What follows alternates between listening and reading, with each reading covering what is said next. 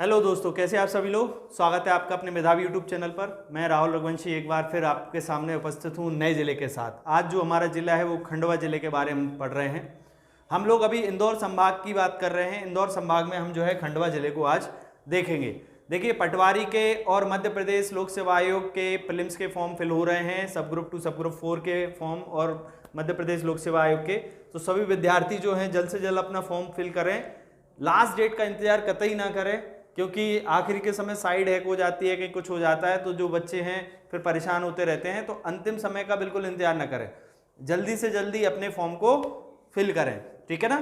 तो चलिए आज हम आगे देखते हैं हमारा खंडवा जिला। देखिए, खंडवा जो है मध्य प्रदेश का, खंडवा खरगोन को हम किस नाम से जानते हैं? हम जानते हैं इनको निमाड़ के नाम से जानते हैं, ठीक है। खंडवा खरगोन को हम किस नाम से जानते हैं? खंडवा और खरगोन को निमाड़ के नाम से। अब अगर आ जाए पूर्वी निमाड़, तो खंडवा जो है हमारा पूर्वी निमाड़ है और खरगोन जो है हमारा पश्चिमी निमाड़, हम खरगोन को बोलते हैं। अब यहां पर जो खंडवा घिरा हुआ है वो आपका दक्षिणतम जिले, जो मध्य प्रदेश का सबसे दक्षिणतम जिला है वो है बुरहानपुर। तो बुरहानपुर से घिरा हुआ है। यहीं इसकी सीमा महाराष्ट्र राज्य से भी स्पर्श करती हैं। इसके बाद इसकी सीमा बैतूल से स्पर्श करती हैं, ठीक है ना। इसके बाद हरदा से इसकी सीमा जो है स्पर्श करती हैं और आपके देवास से इसकी सीमा स्पर्श करती हैं। इसके बाद जो है आपका खरगोन जिला हो गया। तो यहाँ आपका देवास 1, आपका हरदा 2, बैतूल 3 और बुरहानपुर 4 और खरगोन 5। तो 5 जिले हैं और एक महाराष्ट्र से भी आपसे क्वेश्चन पूछा जा सकता है। ट्रिकी क्वेश्चन है। देखिए, यहाँ से इसकी सीमा किससे लग रही है? महाराष्ट्र राज्य से भी इसकी सीमा लगती है, ठीक है ना। खंडवा को पहले जो है खंडवा वन के नाम से जाना जाता था, खंडवा वन से नाम से जाना जाता था, खांडवा वन के नाम से जाना जाता था और बाद में धीरे धीरे इसका नाम क्या हो गया? खंडवा पड़ गया, ठीक है ना। तो चलिए, जो महत्वपूर्ण चीजें हैं जो एग्जाम में आपकी आती हैं उनको हम आज बहुत अच्छे तरीके से देखेंगे और इनको डिटेल में आज पढ़ेंगे। आपके एग्जाम पॉइंट ऑफ व्यू से क्या क्या महत्वपूर्ण है। खंडवा का जो क्षेत्रफल है 8307 वर्ग किलोमीटर स्क्वायर है। इसके बाद आपका जनघनत्व 210 पर्सन पर किलोमीटर स्क्वायर है। साक्षरता खंडवा की अगर देखा जाए तो अच्छी है, लिंगानुपात भी ठीक है। पर 70% लोगों द्वारा क्या बोली जाती है? हिंदी भाषा बोली जाती है। आप ये मत सोचिएगा निमाड़ी है, ठीक है ना। निमाड़ी भाषा जो है आपकी केवल 6% लोगों द्वारा बोली जाती है। ये बहुत महत्वपूर्ण बात है यहाँ की। 70% लोग क्या बोलते हैं? हिंदी, जबकि हम क्या बोलते हैं कि निमाड़ में निमाड़ी ज्यादा बोली जाती है। निमाड़ी वहां केवल 6% लोगों के द्वारा ही बोली जाती है, ठीक है। यहाँ पर जो महत्वपूर्ण नदी है वो नर्मदा और उसकी सहायक नदियां हैं, ठीक है। जैसे देजला देवड़ा नदी है, नंदा नदी है, ये सारी नदियां जो हैं वहाँ पे महत्वपूर्ण है। नंदा नदी बहुत मध्य प्रदेश की जीवन रेखा है, ठीक है। इसको आगे हम देखेंगे अभी कौन कौन सी चीजें नर्मदा नदी पर स्थित है। यहाँ पे देखिए, सबसे पहली बात, ओमकारेश्वर मंदिर, ये 12 ज्योतिर्लिंगों में से एक है, जो जिसमें मध्य प्रदेश में कभी आपसे क्वेश्चन पूछ रहे कि मध्य प्रदेश में कितने ज्योतिर्लिंग हैं, तो मध्य प्रदेश में 2 ज्योतिर्लिंग हैं, सबको पता है। एक है महाकालेश्वर और दूसरा है ओमकारेश्वर, ठीक है ना। ओमकारेश्वर है, एक महाकालेश्वर मंदिर है। तो 2 जो महत्वपूर्ण ज्योतिर्लिंग हैं उनमें से एक जो ओमकारेश्वर है वो कहां पर है? खंडवा जिले में है, ठीक है। तो एक ज्योतिर्लिंग है खंडवा जिले में। यहीं पर श्री धूनी वाले दादाजी का दरबार है या उनका मंदिर है, धूनी वाले दादाजी का मंदिर। ये एक संत थे। धूनी वाले दादाजी कौन थे? संत थे। ये जहां भी बैठते थे धूंधी लगाते थे, अपने साथ एक डंडा रखते थे, ठीक है। और इनका नाम बहुत प्रचलित है, ठीक है। तो इसको क्या बोला जाता है? धूने वाले दादाजी का मंदिर। आपसे पूछ ले तो ये क्वेश्चन आया भी हुआ है, व्यापम के एग्जाम्स में आया हुआ है। और ये ओमकारेश्वर मंदिर का भी एमपीपीएससी 2013 में तो केवल ये क्वेश्चन पूछा था पीएससी में कि मध्य प्रदेश में कितने ज्योतिर्लिंग है। ये क्वेश्चन आप 2030 का पीएससी का पेपर देख लेना, उसमें आपको मिल जाएगा, ठीक है। इसके बाद घंटा घर, इसको मुल्तान का घंटा घर भी बोला जाता है। आपसे पूछे मुल्तान का घंटा घर, क्योंकि ऐसा वहां भी है, उसी की कॉपी जो है वो कहां पर है? आपकी खंडवा में, ठीक है ना। से सीधा क्वेश्चन आए खंडवा भी आ सकता है और ये पूछा जा सकता है मुल्तान का, क्योंकि मुल्तान में उसकी कॉपी जो है वो आपकी कहां पर है? आपकी खंडवा जिले में है। देखिए, यहीं पर सिद्धनाथ मंदिर है, ठीक है। ये कहां पर? बहुत प्रसिद्ध मंदिर है। सिद्धनाथ मंदिर आपका कहां पर है? खंडवा में, ठीक है। चलिए आगे देखिए, यहाँ पर खंडवा में आपका नवचंडी माता का मंदिर है। आपसे पूछा जाएगा ये नवीन मंदिर है ना, ये कोई प्राचीन मंदिर नहीं है लेकिन प्रसिद्ध मंदिर है, इसलिए पूछा जा सकता है कि नवचंडी माता का मंदिर कहाँ पर है? तो ये आपका खंडवा जिले में है, ठीक है। यहीं पर माँ तुलजा भवानी का मंदिर कहाँ पर है, तो तुलजा भवानी का मंदिर भी खंडवा में है, इसकी स्पेशलिटी है। बोलते हैं जब राम भगवान वन के विचरण में थे, जब वन में घूम रहे थे, तब वो खंडवा में तुलजा भवानी माँ के दर्शन करने आए थे, ठीक है ना।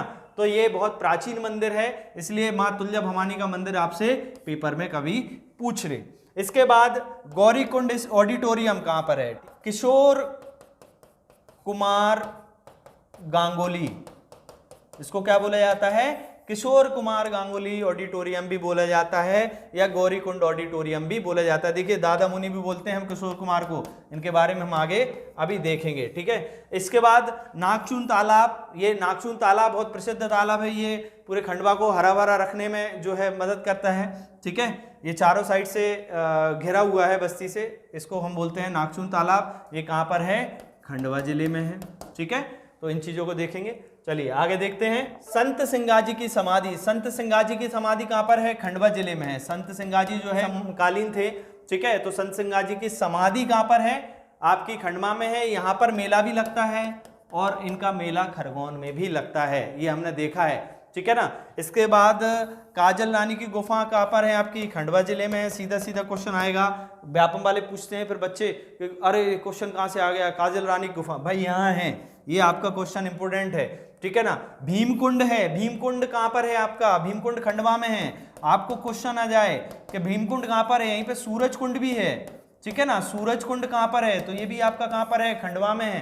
तो भीमकुंड याद रखिएगा, भीमकुंड, सूरज कुंड, ये कहाँ पर है, आपके कुंड जो है ये आपके खंडवा जिले में है। यहीं पर पार्श्वनाथ दिगंबर जैन का मंदिर भी है, तो पार्श्वनाथ दिगंबर जैन का मंदिर कहाँ पर है, खंडवा जिले में है, ठीक है। चलो आगे देखते हैं। आदि शंकराचार्य की गुफा, देखिए अभी हमने पिछले स्लाइड में देखा था काजल रानी की गुफाएं कहाँ पर हैं, तो काजल रानी की गुफा और शंकराचार्य की गुफा, ये याद रखिएगा। यहाँ पे शंकराचार्य ने, आदि शंकराचार्य ने तपस्या की थी, यहाँ पर जो उनकी गुफाएं हैं, और काजल रानी की गुफाएं भी आपकी कहाँ पर हैं, खंडवा जिले में है।